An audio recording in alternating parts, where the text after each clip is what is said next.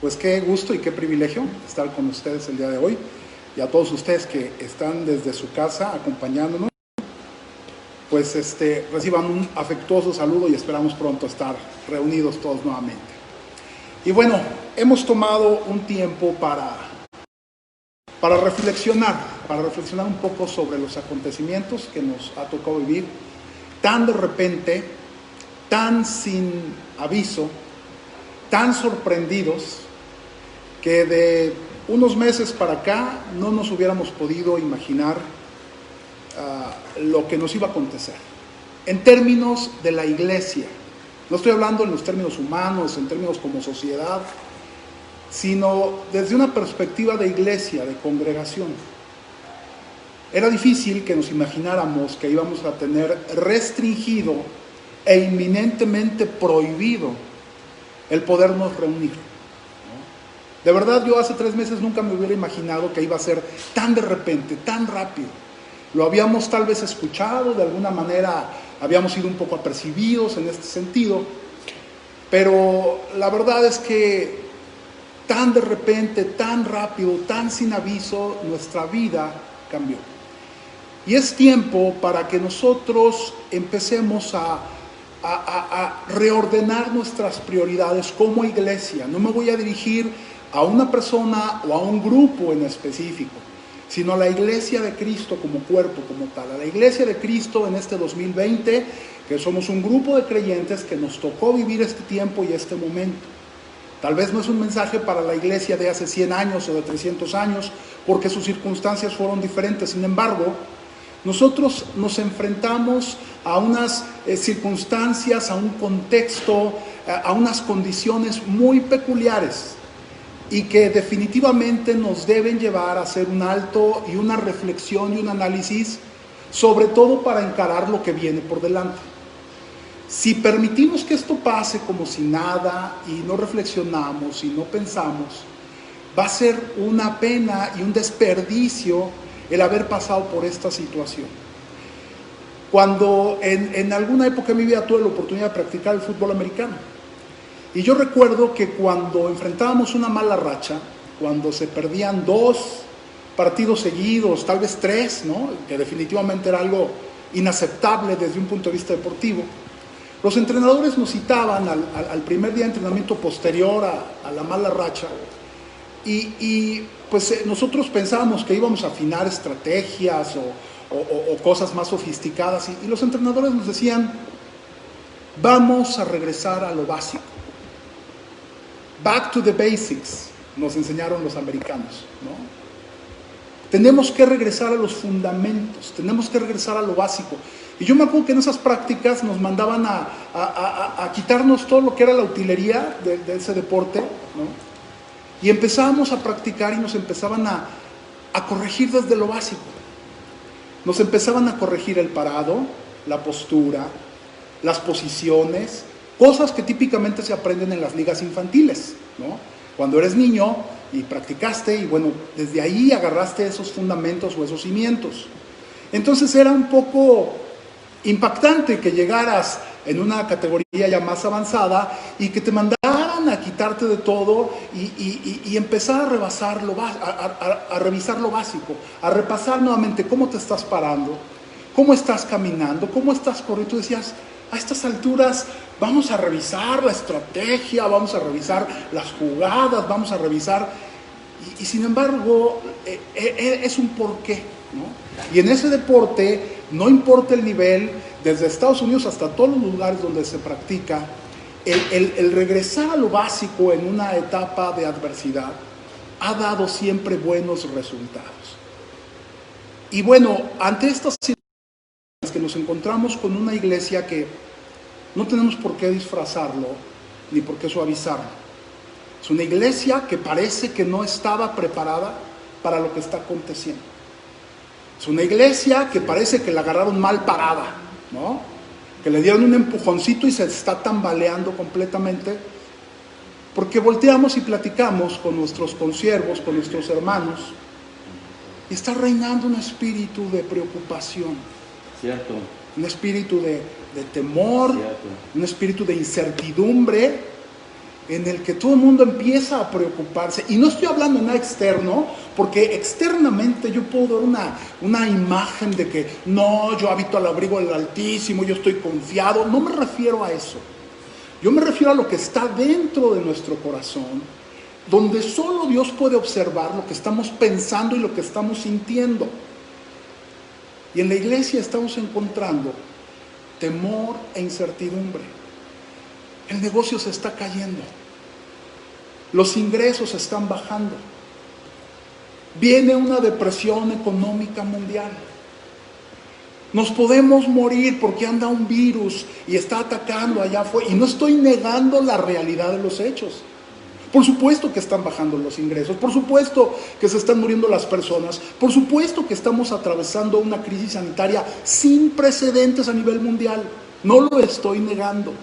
Pero la manera en que no allá afuera, nosotros como Iglesia de Cristo estamos enfrentando interiormente esta situación, es lo que nos hace concluir que estamos recibiendo este momento mal parados, como si no hubiéramos estado advertidos, como si Dios no nos hubiera hablado al respecto, como si la palabra de Dios no fuera más que una referencia religiosa. Y entonces nuestro corazón empieza a preocuparse y empieza a afanarse. Por eso, si podemos de alguna manera regresar a lo básico, regresar a las instrucciones básicas que todos deberíamos tener claras con respecto al cómo movernos corporativamente como cuerpo de Cristo, o sea, la iglesia de Cristo, yo quisiera recordar algunos principios básicos que ustedes pueden encontrar en todas las escrituras.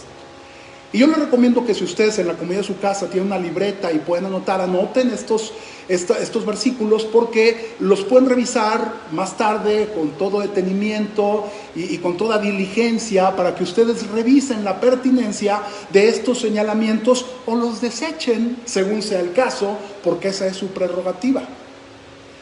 Yo he hecho lo mío con respecto a las instrucciones que Dios me ha hablado y Dios me ha dicho en este sentido, y es recordar lo básico de la iglesia y en qué nos hemos desviado, distraído, extraviado con respecto a ciertos principios tan básicos, porque estos principios básicos se van a convertir en principios rectores para el desempeño de la iglesia en los tiempos por venir. Cosas que ustedes ya saben, porque no les voy a decir versículos que ustedes no hayan leído, que conozcan y tal vez hasta tengan memorizados, ¿ok?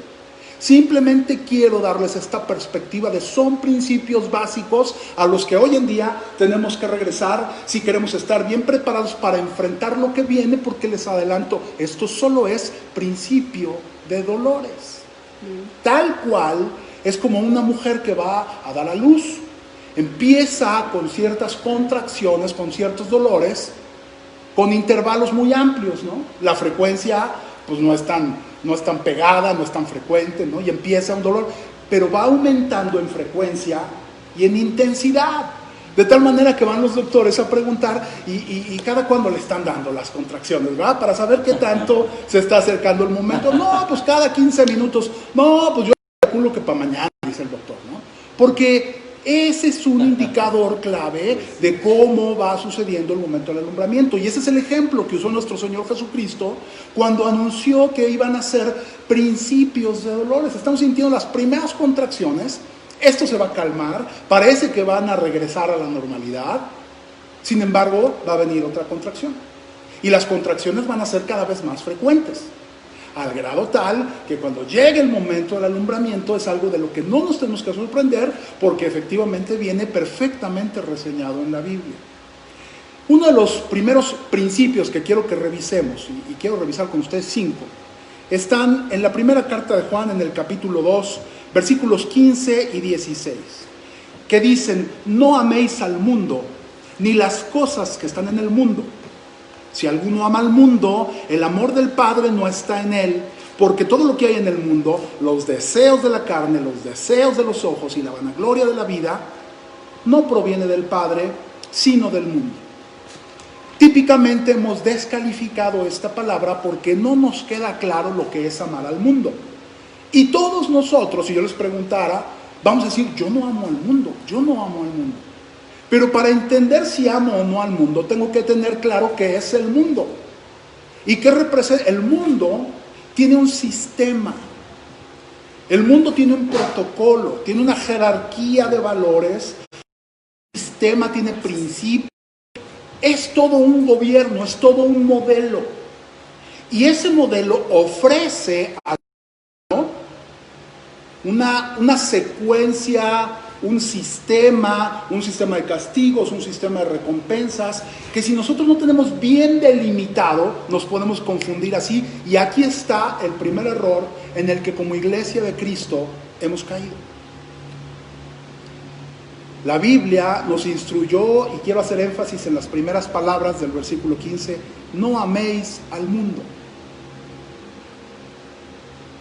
Y tristemente, nosotros nos encontramos envueltos, no solo viviendo y trabajando y esforzándonos en el sistema de este mundo, sino amando el sistema de este mundo.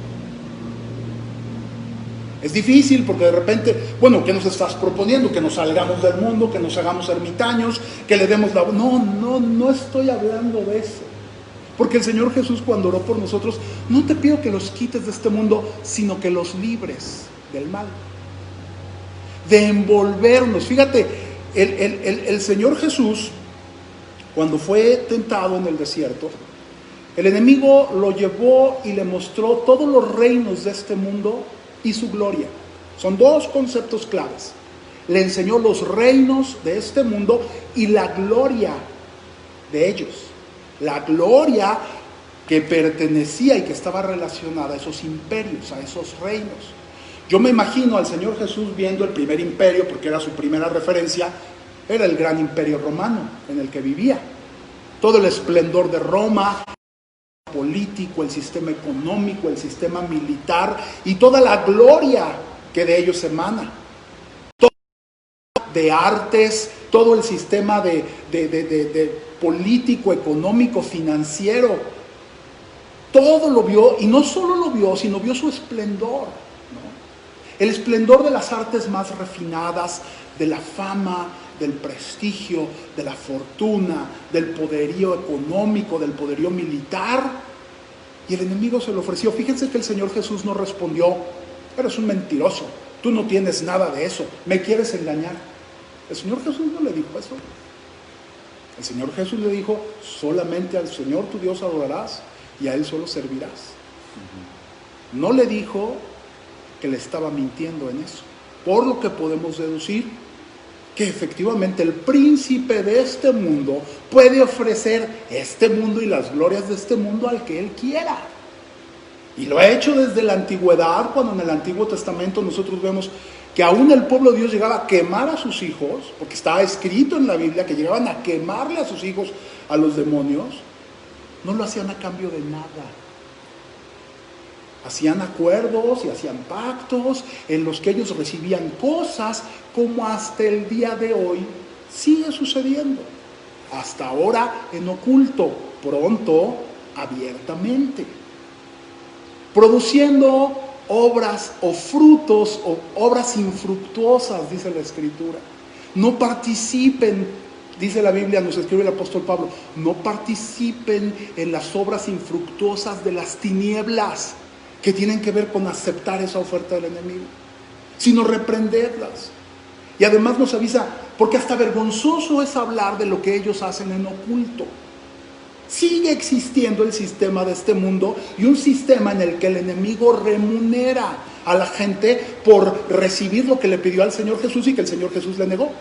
Pero el Señor Jesús nunca le dijo: tú no tienes poder para darme eso, pues si todo es mío, todos los reinos son... No. Por eso el Señor Jesús nos dice, bueno, vayan a Lucas 21, 34 y 35 para que revisemos el segundo principio. El primero es: miren que no amen al mundo. El segundo es: mirad también por vosotros mismos, nos dice el Señor. Miren por ustedes mismos, que vuestros corazones no se carguen de glotonería y embriaguez y de los afanes de esta vida. Se los repito: que vuestros corazones no se carguen de glotonería y embriaguez y de los afanes de esta vida. Y fíjense, lo que sigue es una asombrosa coincidencia con estos tiempos. Y venga de repente sobre vosotros aquel día, porque como un lazo vendrá sobre todos los que habitan sobre la faz de la tierra. Y el Señor nos está diciendo, esto no tiene que caer como lazo sobre ustedes, a menos que sus corazones estén cargados de glotonería. Nosotros entendemos que la glotonería es esa tendencia a comer más allá de lo que el cuerpo necesita. Si yo ya estoy satisfecho porque mi cuerpo ya recibió la cantidad suficiente para comer, no, ¿verdad? Deme otros 3 tacos, por favor, ¿no? Yo ya me llené, pero están tan ricos, pues que deme otros 3 tacos. Ya me comí un chocolate delicioso, pues está tan rico, quiero un chocolate más, ¿no? Esa glotonería de no poder poner un límite es lo que sucede y lo que nos está alertando para que nuestros corazones no se carguen de glotonería. Nuestra mente, nuestra voluntad, nuestras intenciones no vayan más allá de la de lo que necesitamos, cayendo en la glotonería. Y la glotonería no solo se delimita en ese sentido a la cuestión del alimento natural, sino a la cuestión de todos los satisfactores que hemos sido enseñados por este mundo a obtener en demasía. No sabemos poner un alto y decir, en días pasados nuestro presidente se refirió a esto y yo creo que fue muy mal interpretado, porque hay mucho sentido en esta cuestión de ser sobrios. Ser sobrios es lo contrario a estar borrachos. Hay quien se pone borracho de shopping. Se va un día y le pega la tarjeta de crédito y se gasta porque andaba deprimido y se mete un dineral y luego ya no sabe ni qué, pero así se cura la depresión o la tristeza, y entonces pone una borrachera de gasto. Compra y compra y compra, o come. Y es lo contrario a ser sobrio. No se comporta con sobriedad. La sobriedad es saber cuántos pares de zapatos necesitas. No, yo necesito unos zapatos deportivos, unos zapatos negros, unos zapatos cafés y no sé, X, ¿no? Cada quien, porque para unos serán suficientes 3 y para otros serán suficientes 10. Bueno, si necesitas 10, el 11 está mal, es glotonería. Y si necesitas 3, el 4 está mal, y cada quien tiene su propia medida, dependiendo de sus circunstancias, de su ocupación, de sus condiciones. Pero nosotros hemos caído en una glotonería. Nuestro corazón no ha practicado solo una vez y de forma aislada la glotonería, sino que hemos incurrido en una glotonería recurrente, de tal manera que nuestro corazón se ha cargado de glotonería por las cosas. Tengo una casa donde vivo y ahora compro en la playa, o en Cuernavaca, o en Valle de Bravo, donde quieras. Pero como Dios es tan bueno y nos ha bendecido, pues ahora compro otra casa en Miami. Pues compro otra casa en Las Vegas, y ahora quiero comprar un castillo en Europa, y ahora quiero, y entonces empiezo embriaguez, con una borrachera, y no somos sobrios, no somos sensatos. Cuando la Escritura de la vestimenta de las mujeres habla de este término, sobriedad. No, que sí, que no, que sobriedad, donde el exceso es lo incorrecto. Y nosotros como iglesia, tristemente, nos encontramos con corazones cargados de glotonería. No se carguen de glotonería y embriaguez y de los afanes de esta vida. El Señor Jesús nos dijo vez tras vez, que no se preocupen de lo que han de comer, no se preocupen de lo que han de beber, no se enrolen en los afanes de esta vida. Pero nosotros, por diferentes circunstancias, y no quiero juzgar, pasadas, nuestro origen humilde, las esquinas feas que hemos cruzado, pues entonces aprendemos a ser completamente acumuladores y guardadores. ¿Y qué? Pues porque cuando yo era niño no tuve, o cuando X, y entonces nada más proyectamos nuestras carencias. Y entonces fallamos tan fácil a este llamado de Dios a no enrolarnos con los afanes no, ahora que puedo, en una acumulación masiva, sin sentido, sin un porqué, sin un para qué, más allá de la mera idea de la acumulación. Y entonces yo me imagino al Señor Jesús observando y diciendo, ¿y ya sabes para qué te estoy dando todo esto? No, pues no sé, pero en lo que me aclaras, dame más y yo más.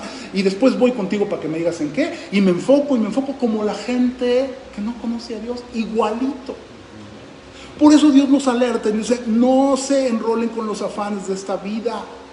Porque nos está diciendo, porque de repente les va a caer esto como un lazo. Y le está hablando a sus hijos. Entonces les repito, Lucas 21, 34 y 35 es el segundo principio básico que quiero revisar. No amen al mundo. Segundo, no permitan que su corazón se cargue de glotonería, de embriaguez y de los afanes de esta vida. El tercero, la primera carta de Pedro en el capítulo 4, versículo 7. Pedro nos alerta proféticamente y nos dice más, el fin de todas las cosas acá. Sed pues sobrios y velad en oración. El contexto, Pedro nos avisa, dice, porque el fin está cerca, tienen que ser sobrios. Si todo hubiera tiempo, si todavía hubiera margen, pues igual y tienen tiempo para echar a perder y después recuperarse. Pero en estricto sentido, el tiempo es corto. Tienen que ser sobrios. Sobrios no es pegarme 10 horas de Netflix. Eso no es sobriedad. Porque de repente me encuentro ocupando un tiempo que Dios destinó para que ahora sí pudiéramos ocuparnos de estos, pero prefiero pegarle a N cantidad de cosas que usted sabe mejor que yo, porque cada quien conoce su realidad, a lo que le asignamos las cosas. Y diciendo, porque ya se va a acabar el tiempo, sean sobrios. Ahí está, lo repito, 1 Pedro 4:7. El cuarto punto está en el libro, en la carta que le escribe Pablo a los Efesios, capítulo 6, versículo 15.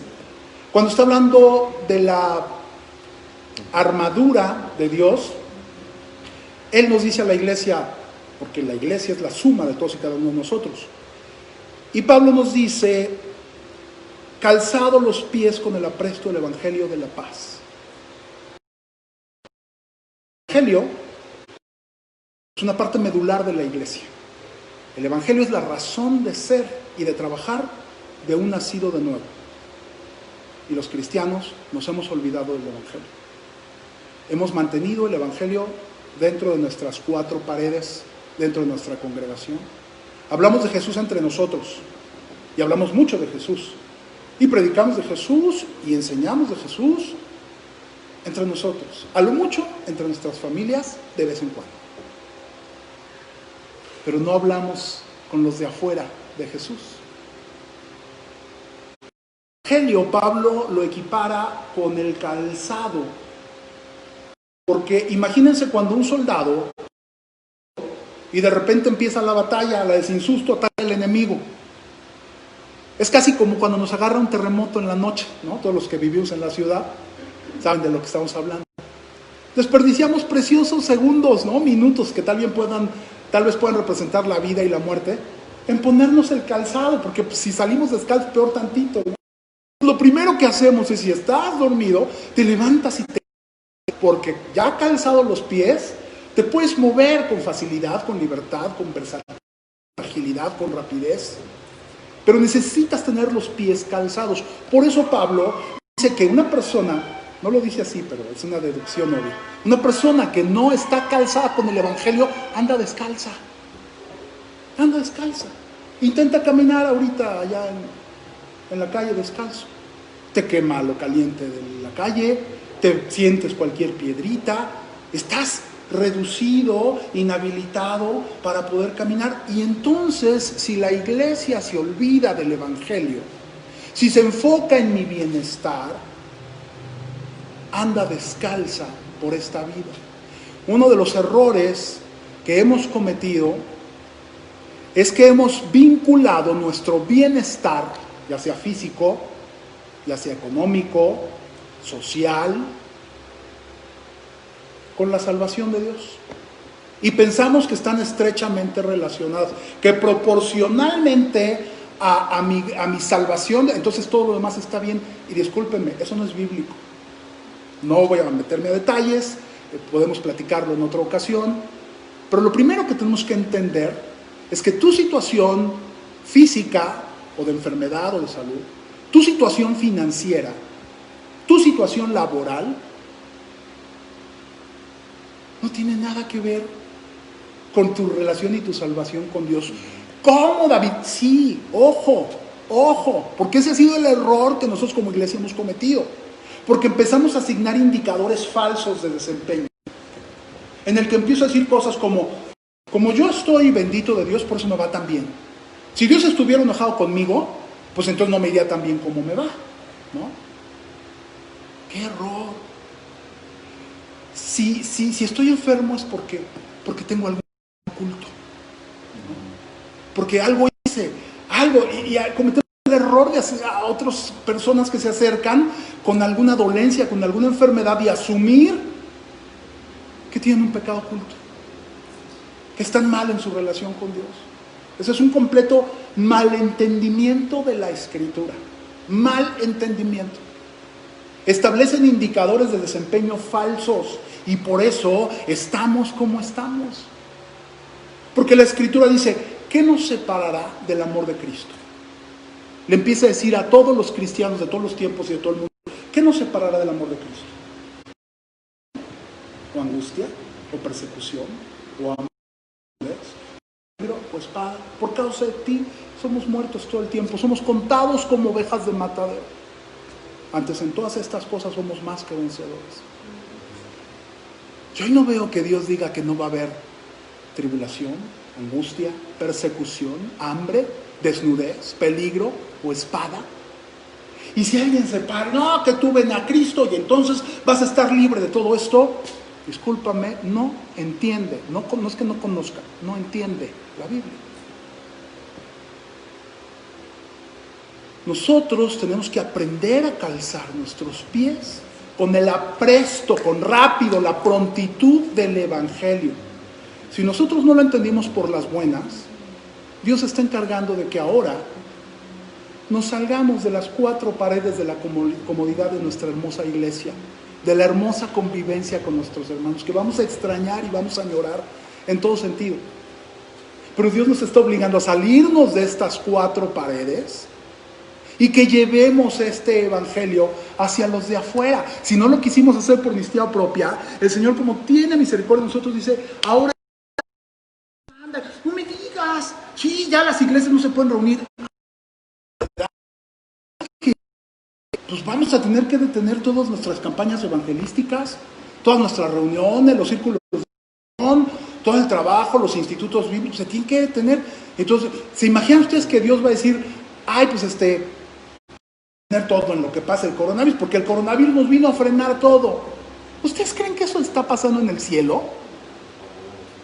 Dios sigue a cargo y en control de todo, y Dios le está diciendo a la iglesia, enfócate en lo que te tienes que enfocar, y esto es back to the basics, regresa a lo básico, la predicación del evangelio como punto central. Vamos a estar salvos y seguros en la medida en que regresemos a retomar la obediencia a los puntos básicos de la enseñanza de nuestro Señor y prediquemos el evangelio de forma diligente, porque hoy la gente está más apercibida, está más necesitada, está buscando. Los sistemas de este mundo, los gobiernos de este mundo se están debilitando, se están desmoronando. La gente poco a poco se va a dar cuenta que todo aquello en lo que tenía su confianza, desde su cuenta bancaria, desde sus contactos y sus buenas relaciones, todo se va a ir desmoronando poco a poco. Y entonces la gente va a empezar a buscar respuesta, y la iglesia tiene que hacer su trabajo, que es ser la sal de la tierra, la luz de este mundo. Y es la predicación del evangelio.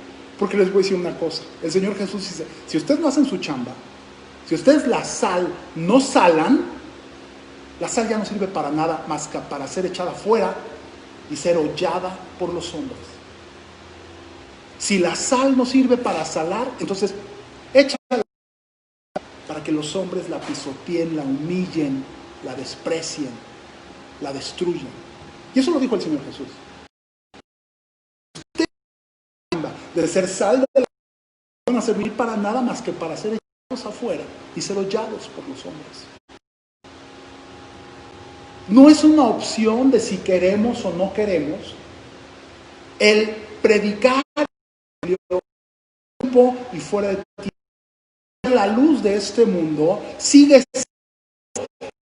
siendo central del trabajo que Dios nos ha encomendado sobre esta tierra. Y de Timoteo capítulo 4 versículos 1 y 2 dice: te encarezco delante de Dios y del Señor Jesucristo, que juzgará a los vivos y a los muertos en su manifestación y en su reino, que prediques la palabra, que instes a tiempo y fuera de tiempo. Porque algunos van a decir: no, ahorita no es tiempo, porque no nos podemos congregar, porque no nos podemos acercar. Y aquí la Escritura nos dice: tú tienes que predicar a tiempo y fuera de tiempo, y cuando vuelva a ser tiempo y cuando no vuelva a ser tiempo, y entre medio de los dos, y en todo momento ustedes tienen que estar predicando el Evangelio. No, ahorita lo vamos a poner en espera, como que en receso, en stand-by, porque pues las circunstancias. No, es en ese sentido en el que no podemos permitir que este mundo nos defina la agenda. Nuestra agenda está definida desde hace miles de años. Y nosotros tenemos que apegarnos a esa. Y ojo, esto va más allá de mi realidad y de mi circunstancia. He escuchado de hermanos pastores, de hermanos queridos que han estado cayendo en esta pandemia. Pero les digo una cosa, eso no cambia nada. Va más allá de mi realidad. Dios no lo quiera, si alguno de nosotros es afectado por algo de esto en un futuro, no va a cambiar nada una palabra de este mensaje. Porque va más allá de mi realidad como persona física, como grupo nacional, como grupo regional, como grupo internacional.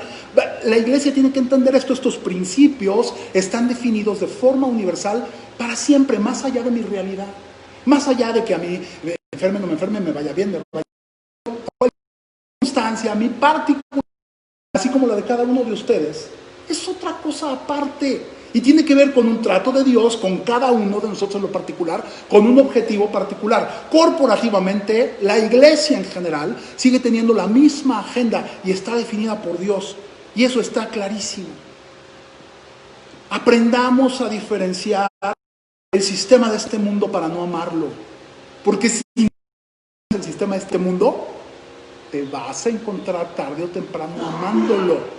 Amando el prestigio, amando lo que da, amando lo que este mundo ofrece, la recompensa, lo que te dicen, lo que te han vendido como la solución. Y el sistema de este mundo es completa y totalmente contrario al sistema de Dios. Sus principios son completa y totalmente contrarios al sistema de Dios. Y eso es lo que me gustaría dejarles de tarea. Caray, lo que está diciendo David puede sonar muy interesante, pero la verdad es que reconozco que no tengo claro cuál es el sistema de este mundo. Y puede ser que me encuentre amándolo. Por favor, investígalo.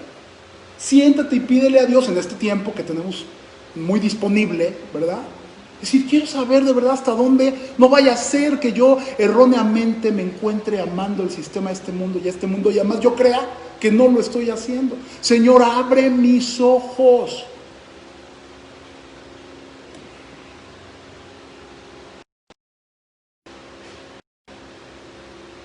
En el libro de Apocalipsis dije 7 cartas a 7 iglesias.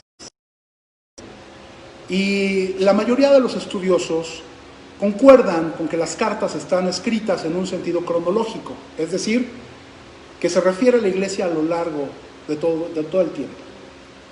Y en ese sentido, la última carta que se dirige a una iglesia de la Odisea, bajo esta perspectiva, desde ese ángulo y a partir de ese enfoque, es una carta que está dirigida a la iglesia de los últimos tiempos. Y esto es algo muy tremendo. Yo le dije: Señor, yo no quiero hablar de eso. Yo no.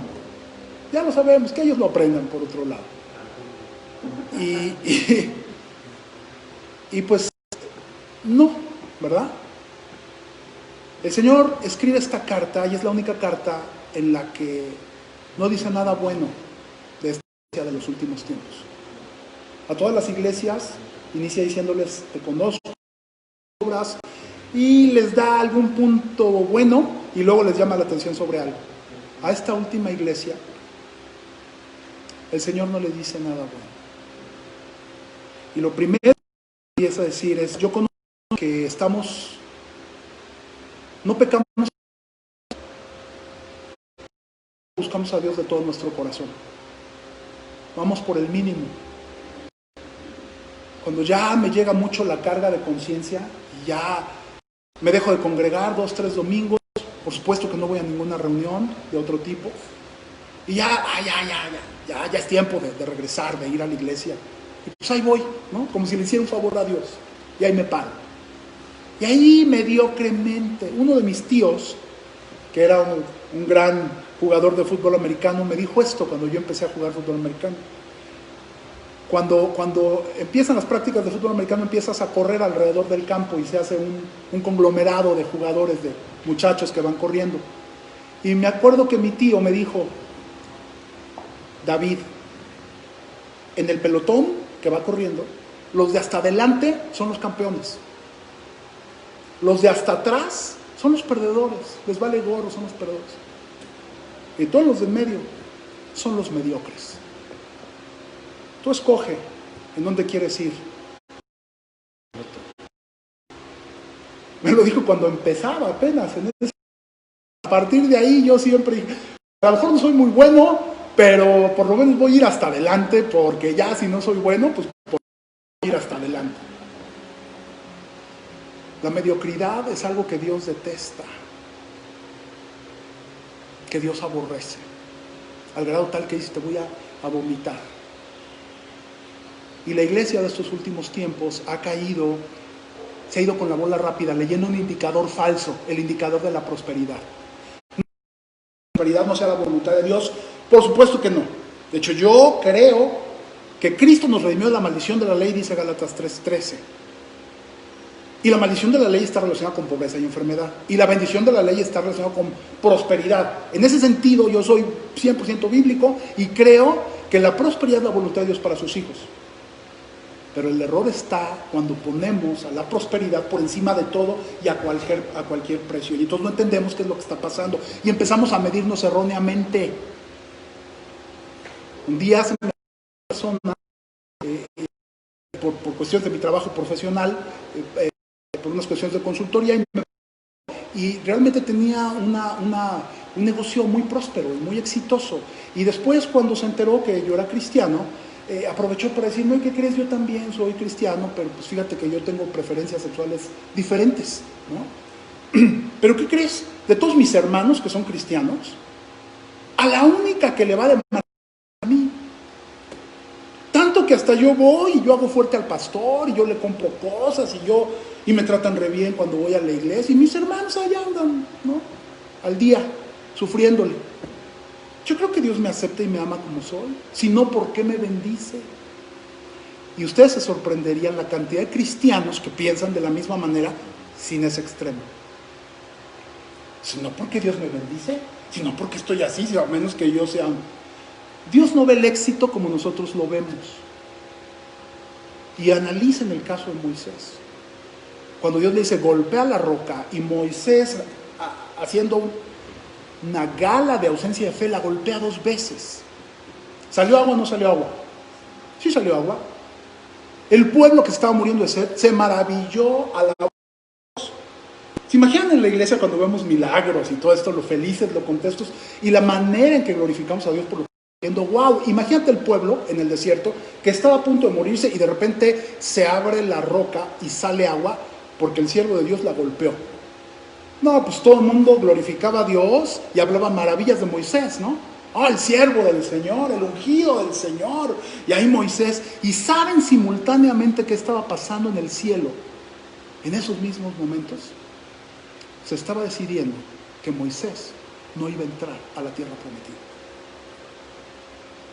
Y se lo aclara a Dios al final y le dice por qué.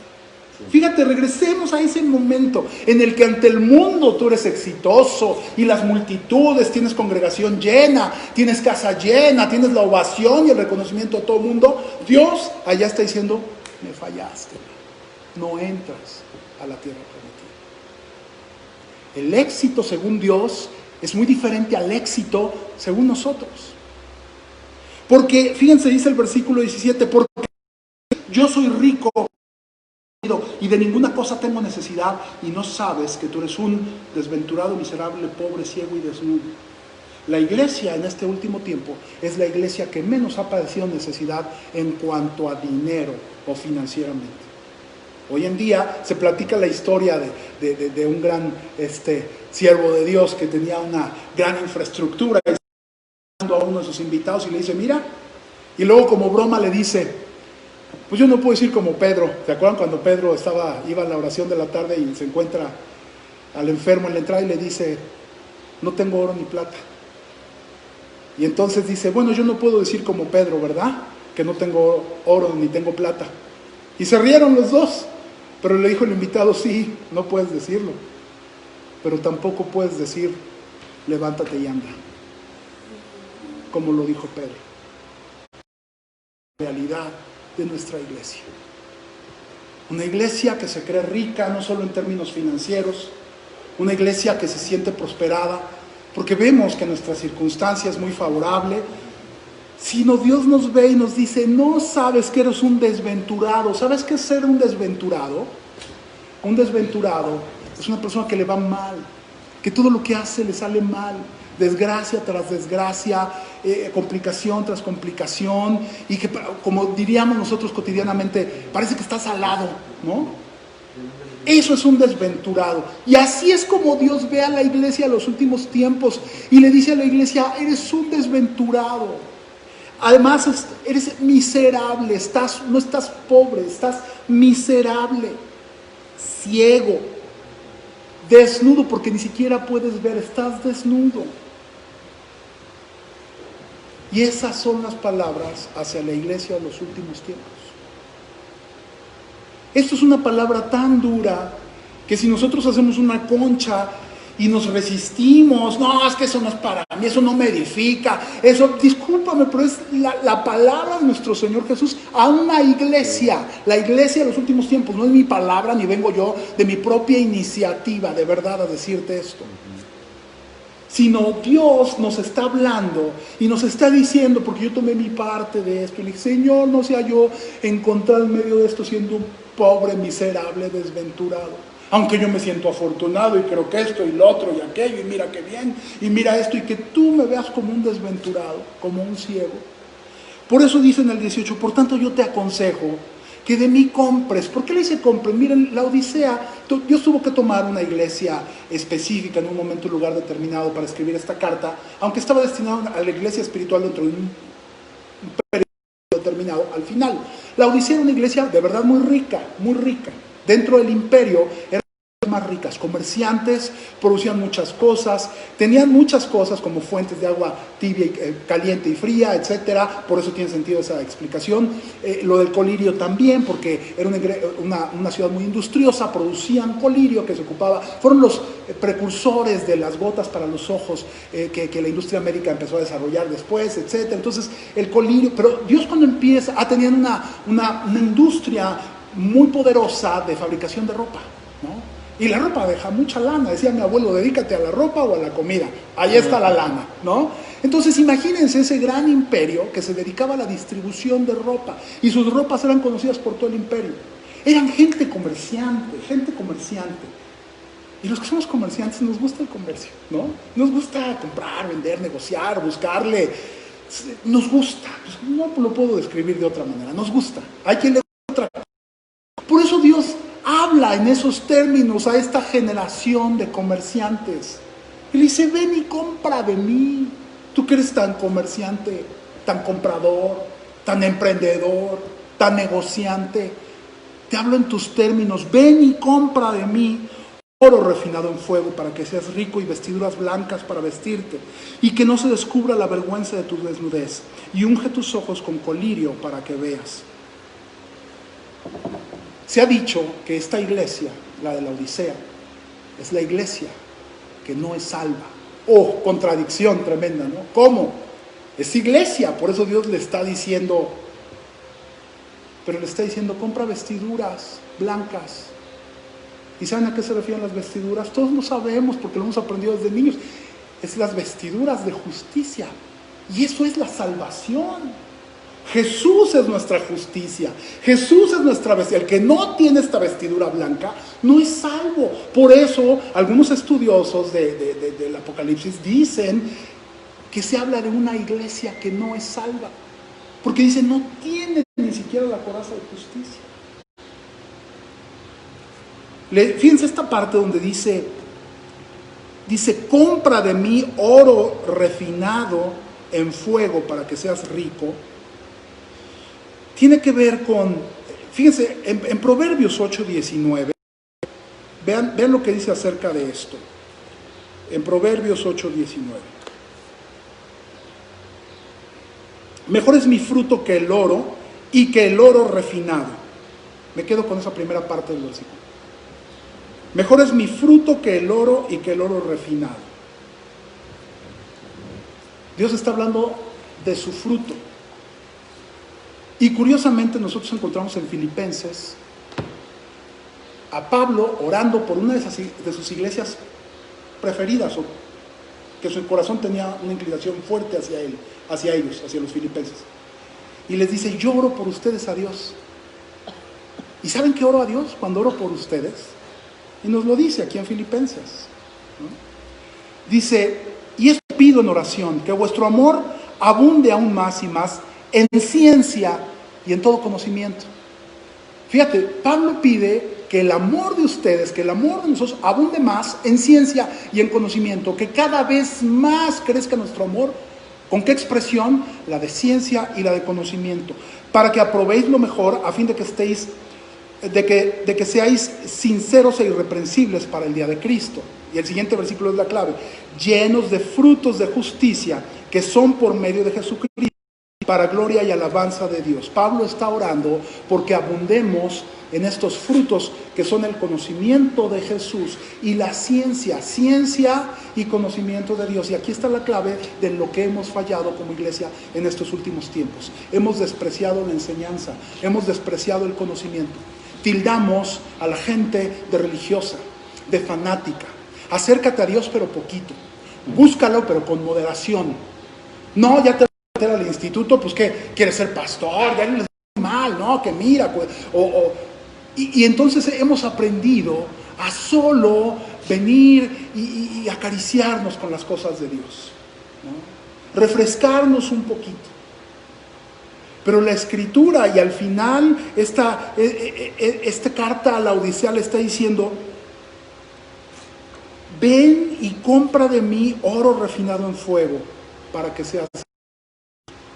Ten conocimiento de mí, ten ciencia y conocimiento de mí. Y les digo una cosa, la vida no nos alcanza para conocer a Dios, para tener ciencia de parte de Dios. Por eso en alguna otra parte cuando habla a los pastores, sobre los pastores, los van a pastorear con ciencia, con inteligencia. Y es algo que todos nosotros hemos despreciado y hemos aprendido un cristianismo light.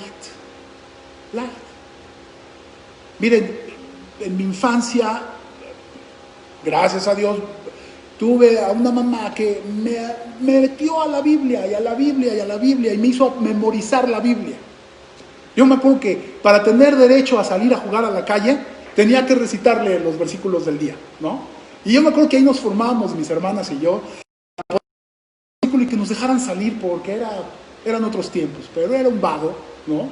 Pues salí a la calle y vámonos de aquí, no regreso hasta la cena. Pero antes de salirme, pásale con tus versículos. Cuando me di cuenta ya tenía una cantidad de versículos en la cabeza enormes y de repente me empiezo a encontrar con hermanos que veían mal que tuvieras tanta palabra de memoria.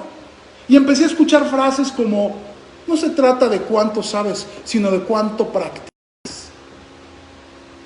Yo creo que es una de las frases que más daño le han hecho a la iglesia últimamente. Deberían de analizar, pensar y razonar lo que están hablando, porque algún día van a dar cuenta de toda palabra ociosa que hablan.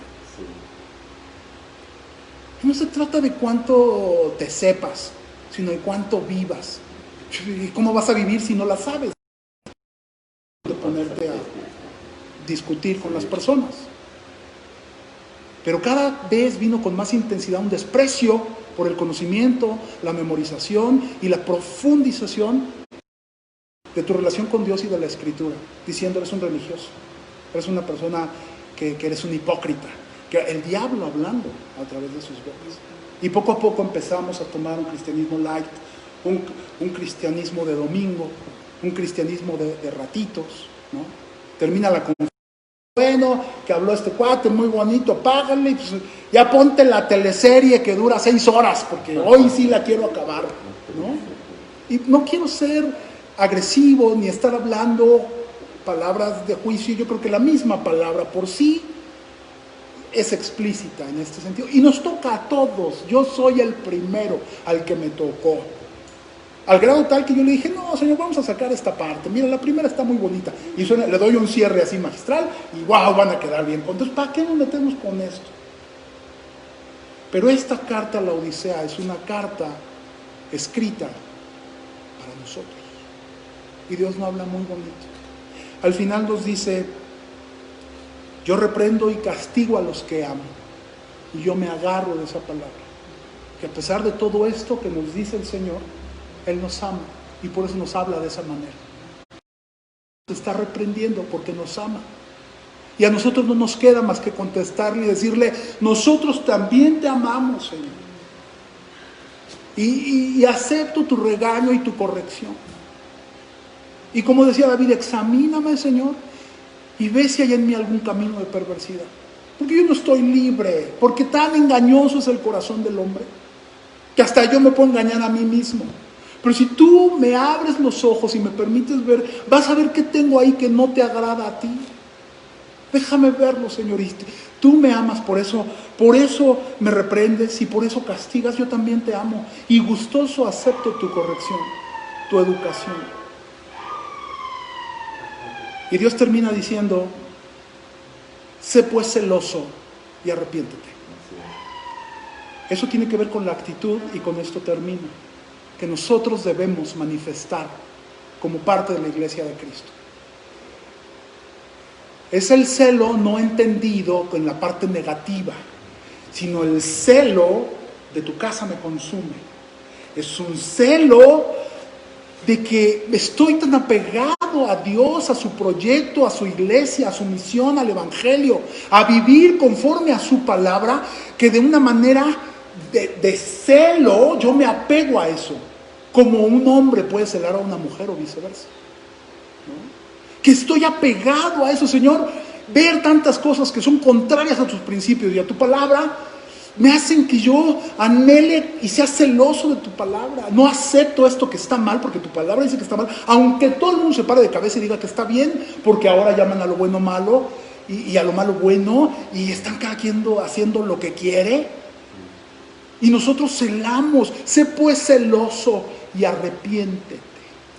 Estamos en un tiempo en el que nos podemos arrepentir, porque si no regresamos a lo básico y corregimos nuestro andar, nuestro camino, lo que está por delante va a entrar con tal fuerza y con tal impacto y con tal magnitud, que es cuando se va a cumplir lo que dice la Escritura. Se le permitió al enemigo hacer guerra contra los santos y vencerlos, porque era una iglesia que amaba este mundo, que no estaba preparada. Y muchos se van a subir al tren de la seguridad que el mundo da, porque se van a descubrir amando más a este mundo que a Dios. Por eso cuando platicaba con nuestro pastor Pedro que en la semana, y que decía, viene un momento el que se va a decantar, esto se va a definir. Sí, efectivamente, eso está a punto de pasar.